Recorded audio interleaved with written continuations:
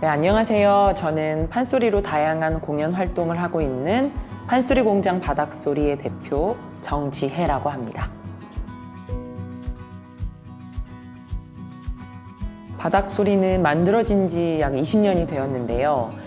그 20년 전에 젊은 소리꾼들이, 지금 시대를 살고 있는 젊은 소리꾼들이 어제 잊지 말아야 할 이야기들, 그리고 지금을 살아가는 오늘의 이야기, 그리고 한 발 나아갈 내일의 이야기들을 다양한 방식으로 판소리에 얹어서 공연을 하는 그런 단체입니다. 현재는 소리꾼 5명과 기획 3명으로 지금 운영되고 있는데요. 공연을 만들어야 된다는 목적을 가지고 있다기보다는 함께 워크숍을 하고 또 공유하고 이런 시간들을 되게 더 즐겁게, 과정을 더 행복하게 느끼고 있는 그런 단체인 것 같아요. 굉장히 많은 작품이 있는데요. 지금 생각나는 작품은 사람 시민 사라진다라고 제주 4.3 사건을 다룬 작품이에요. 이 작품을 만들게 된 계기는 지금의 전 대표님이시죠. 최용석 대표님, 전 대표님께서 해녀 항일 운동에 대한 작품을 구상하러 제주에 가셨다가 제주 4.3 사건에 대해서 알게 되신 거죠. 생존자이신 김인근 할머니를 직접 찾아가서 인터뷰하시고 그걸로 대본을 만들게 되고, 그러면서 이제 제가 캐스팅이 되어서 김인근 할머니 역할을 직접 하게 되었었는데요. 소리꾼들에게도 이 작품은 되게 특별한 것 같아요. 바닥소리의 소리꾼으로서 어떤 생각을 가지고 어떤 지향점을 갖고 소리를 해 나가야겠다라는 생각을 굉장히 구체적으로 하게 된 작품인 것 같거든요. 김인근 할머니와 대화에서 가장 기억에 남는 것은 할머니 어머님께서 돌아가시기 직전에 그런 말씀을 하셨대요. 인근아, 너는 죽지 말고 살아서 우리가 당한 이 억울한 이야기들을 세상에 널리 알려줘라 라는 말씀을 하셨다고 했는데, 할머니께서 공연을 직접 서울로 오셔서 보시고 나서 이제 난 여한이 없다고, 이렇게 많은 사람들이 4.3 사건에 대해서 알게 되었으니 난 이제 여한이 없다고 이런 말씀을 하셨는데, 앞으로도 더 많이 이런 공연들을 올려서 단 한 명의 관객들이라도 더 판소리로서 이런 잊지 말아야 할 이야기들을 더 알게 되었으면 좋겠다는 생각을 했던 그런 작품인 것 같습니다. 저희 아버지께서 굉장히 국악을 좋아하셨었어요. 근데 이제 할 수 없었던 환경이 있었기 때문에 내가 자식을 낳으면 꼭 판소리를 시키겠다라는 사명감을 가지고 첫째인 저에게 이제 시키신 거죠. 그래서 어렸을 때부터 굉장히 지원도 많이 받고 다양한 활동을 할 수 있는 여건이 되었었거든요. 그래서 무용도 배우고 장구도 배우면서 소리도 열심히 배우고 어른들 앞에서 굉장히 소리하는 것도 좋아하는 그런 꼬맹이였었는데, 그렇게 어릴 때 초등학교 때도 이렇게 잘 배우다가 이제 질풍노도의 사춘기가 왔던 거죠. 그래서 머리도 막 짧게 자르고 막 레몬색으로 탈색도 하고 귀도 막 10개 뚫고 나는 소리를 하지 않겠다 이런 시기가 있었는데, 그러다가 이제 중3 때 갑자기 저를 어릴 때부터 이제 혼내시기도 많이 혼내시고 많이 가르쳐 주신 선생님께서 갑자기 돌아가시게 된 거죠. 그러면서 인간문화재가 되시고 아마 2개월 후에 돌아가셨을 거예요. 한농선 선생님이신데, 그러면서 이제 인생에 대한 회의감이라고 할까요? 그런 게 막 오면서 허무주의가 되면서 내가 열심히 살아야 되는 이유는 무엇인가? 중3 때 이제 그런 과정을 거치면서, 그래서 어머니께서 딱 한 번만 한 선생님을 만나보자 해서 지금 국립국악원에 제가 노란색으로 레몬색으로 염색을 하고 엄마에게 끌려서 이제 선생님을 뵈러 갔던 거죠. 네, 선생님도 너무 놀라셨던 거예요. 국악원에 단 한 번도 이렇게 노란색으로 탈색을 하고 나타난 아이가 없었으니까요. 그래서 근데 선생님이 진짜 카리스마가 장난이 아니셨거든요. 그래서 저도 그냥 끌려갔다가 선생님의 이 카리스마에 제가 홀라당 매료됐다고 해야 될까요? 그러면서 네가 소리를 할 거면 다음 주까지 머리를 검정색으로 염색을 하고 와라. 그래서 그 다음날 바로 머리를 검정색으로 염색을 했죠. 그러고 나서는 정말 다른 고민 없이 굉장히 열심히 판소리를 했던 것 같아요. 되게 열심히 내가 할 수 있는 최선을 다해서 돌아가신 선생님께도 누가 되지 말아야겠다라는 생각도 되게 많이 했던 것 같고, 예고로 진학을 해서 대학교까지 굉장히 열심히 판소리를 했던 것 같습니다. 사람이 살아가면서 겪는 정말 밑바닥과 최고의 높은 지점이 있잖아요. 그런 지점들을 다 판소리와 함께 하게 되었던 것 같아요. 정말 너무나 끔찍했던 그 시절의 어떤 그 감정들도 판소리로 표출해내기도 하고, 또 판소리 때문에 너무 힘들고 고통스럽기도 했고 너무나 행복하기도 했고, 이런 것들을 되게 오랜 시간 함께 하다 보니까 어느 순간은 부모님이 나에게 판소리를 시켜주셔서 너무 감사하다 라는 생각을 하게 되었던 것 같아요. 그러면서 앞으로 내가 살아가는 그 순간들도 판소리를 계속 함께 하게 되지 않을까라는 생각을 하면서 되게 자연스럽게 지금까지 하게 되었던 것 같습니다. 그리고 그냥 어쩌다 보니까 그냥 하루하루 그냥 즐겁게 살다 보니까 제가 지금까지 그냥 판소리를 계속 하고 있더라고요. 운명적인 어떤 그런 느낌이라고 할까요? 앞으로도 계속 하고 있지 않을까라고 생각합니다.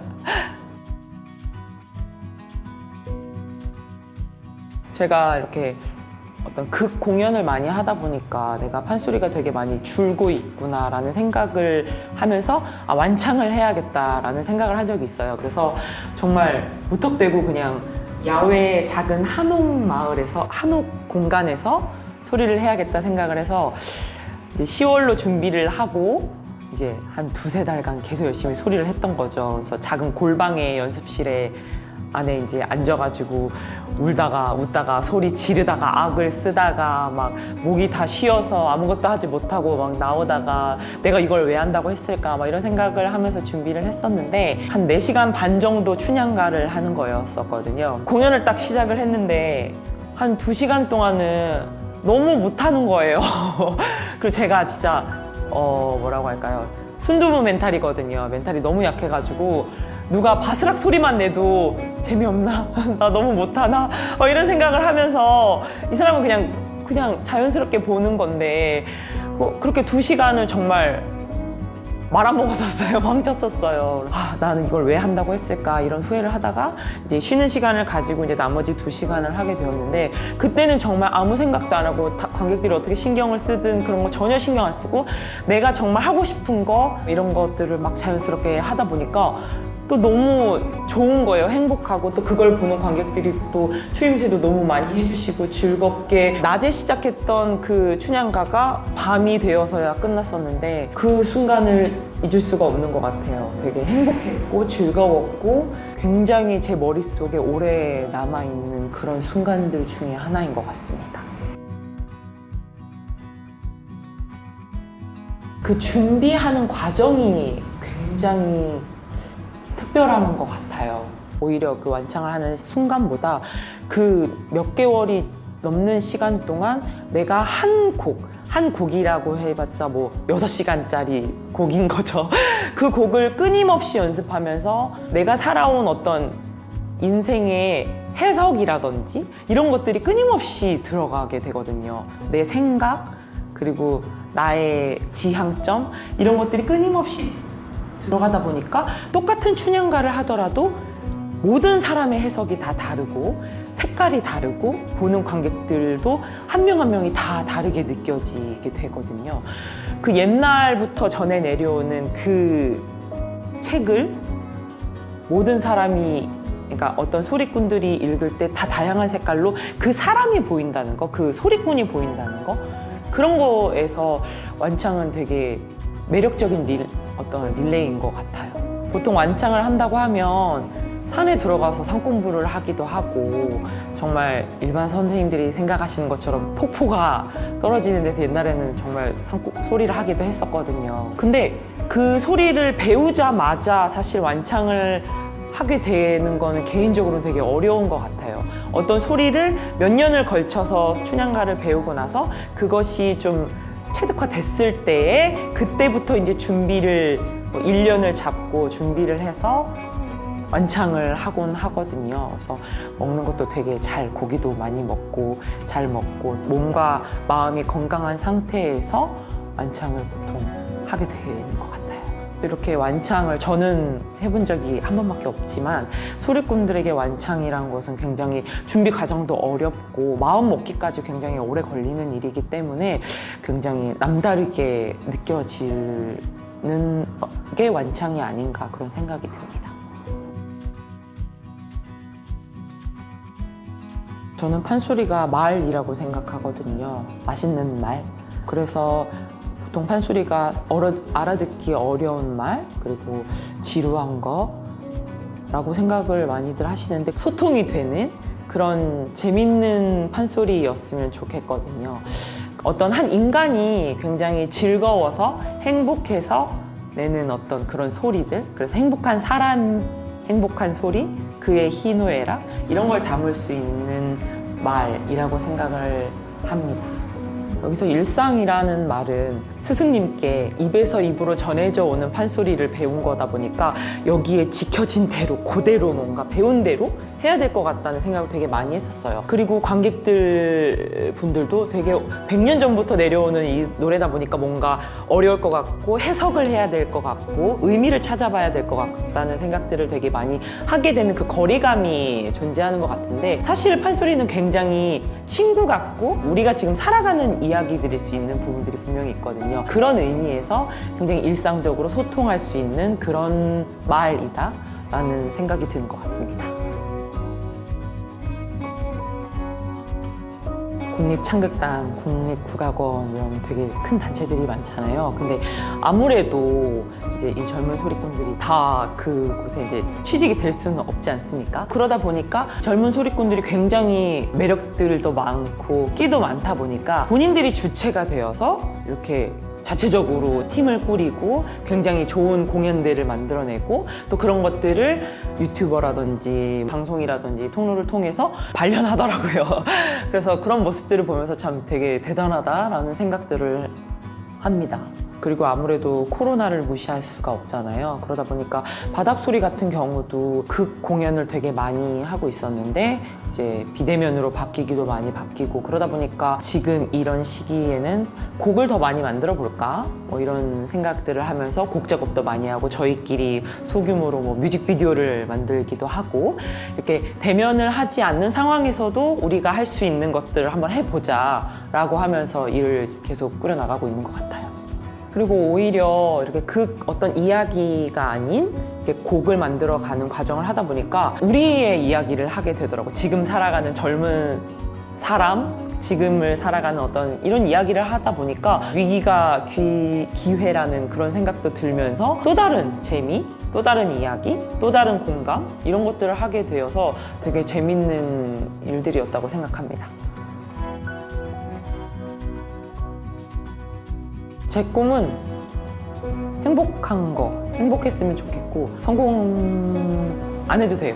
안 해도 되고 그냥 행복한 사람으로 살았으면 좋겠어요.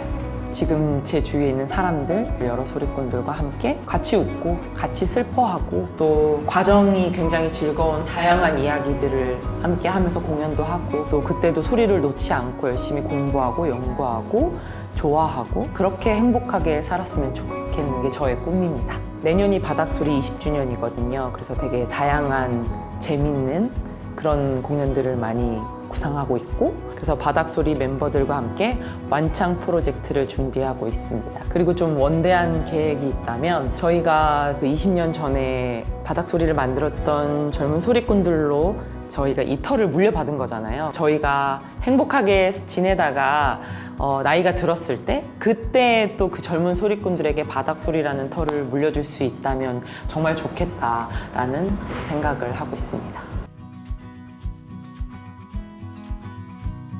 지금도 굉장히 다양한 곳에서 젊은 소리꾼들이 다양한 방식과 다양한 색깔들로 좋은 소리들을 하고 있을 거거든요. 그래서 판소리는 어렵지도 않고 멀리 있지도 않습니다. 조금만 관심을 가지시고 문을 두드리시면 분명히 잊지 못할 굉장히 좋은 경험이 되실 거라고 생각합니다. 감사합니다.